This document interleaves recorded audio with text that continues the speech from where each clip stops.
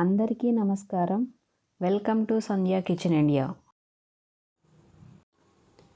వేసవికాలం మొదలైంది కదా, కాలానుగుణంగా వంటలు చేసుకుందాం. అందులో భాగంగా మొదటి వంటకం హిమక్రిములు, అదేనండి ఐస్ క్రీమ్. దీని ప్రత్యేకత ఏంటి అంటే కేవలం 3 పదార్థములతో తయారవుతుంది. ఇందులో కస్టర్డ్ పౌడర్ కానీ ఆర్టిఫిషియల్ ఫ్లేవర్స్ కానీ ఉండవు. దీనికి కావాల్సిన పదార్థములు ఖర్జూరాలు, బాదం పప్పులు, పాలు. ఖర్జూరాలని కట్ చేసి అందులో ఉన్న సీడ్స్ని తీసేయాలి. మనం ఎన్ని ఖర్జూరాలు తీసుకుంటామో దానికి డబల్ బాదం పప్పుల్ని తీసుకోవాలి.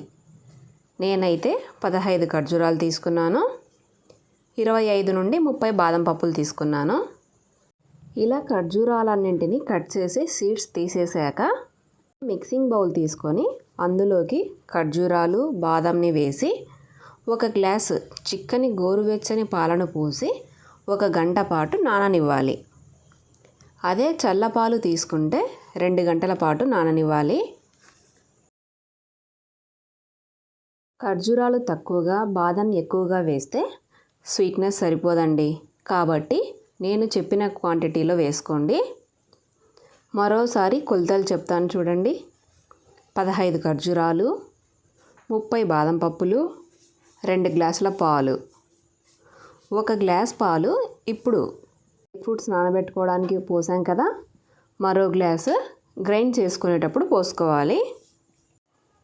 ఇలా నానబెట్టుకున్న డ్రై ఫ్రూట్స్ని మెత్తగా గ్రైండ్ చేసుకోవాలి. పాలు పోయకుండా ఓన్లీ డ్రై ఫ్రూట్స్ని మాత్రమే వేసి ఒకసారి మెత్తగా గ్రైండ్ చేసి అప్పుడు మిగిలిన పాలను కూడా పోసి మరోసారి గ్రైండ్ చేసుకుందాం. ఇప్పుడు ఇందులోకి మరో గ్లాసు కాచి చల్లార్చిన పాలను పోసి ఒకసారి గ్రైండ్ చేయండి. ఇలా గ్రైండ్ చేసి పెట్టుకున్న బాదం మిశ్రమాన్ని చిన్న చిన్న కప్పులలో పోసి ఒక సిల్వర్ ఫాయిల్ పేపర్ వేసి అలాగే అయినా పెట్టచ్చు. కొంచెం అటు ఇటు కదిలిన కింద పోకుండా ఉంటుంది కదా అని నేను రబ్బర్ వేస్తున్నాను. ఇలా అన్నింటినీ కవర్ చేసుకున్నాక చాక్తో ఫాయిల్ మధ్యలో ఒక చిన్న ఘాటు పెట్టి ఆ ఘాట్లో ఐస్ క్రీమ్ స్టిక్స్ పెట్టుకోవాలి. ఇలా అన్నింటికి స్టిక్స్ పెట్టి డీప్ ఫ్రీజర్లో పెట్టి 7 నుండి 8 గంటల పాటు ఫ్రీజ్ చేయాలి. మనం ఫ్రీజ్ చేసి పెట్టుకున్న ఐస్ క్రీమ్ ఎలా అయ్యిందో చూద్దాం రండి. సిల్వర్ ఫాయిల్ పేపర్ని తొలగించి గ్లాస్ని 2 చేతులతో రబ్ చేసినట్టుగా రుద్దండి. అప్పుడు మనకు కప్పు నుండి ఐస్ క్రీమ్ ఈజీగా ఊడొస్తుంది. ఐస్ క్రీమ్ మౌల్స్లలో అయినా వేసుకోవచ్చు, కానీ ఐస్ క్రీమ్ మౌల్స్ అందరికీ అందుబాటులో ఉండవు కాబట్టి నేను ఈ కప్స్లో చూపిస్తున్నాను. మీ దగ్గర ఐస్ క్రీమ్ మౌల్స్ ఉంటే వాటిలోనే తయారు చేసుకోండి. చూడండి ఎంత బాగా వచ్చాయో కదా.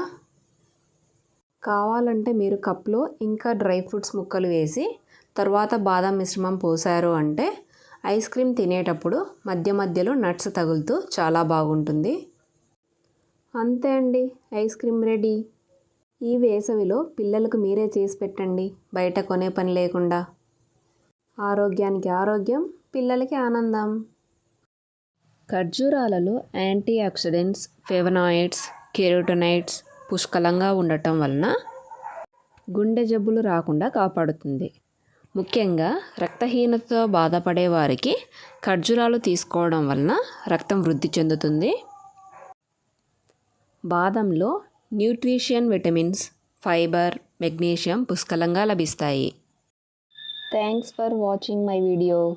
Please like, share and subscribe to my channel. Thank you.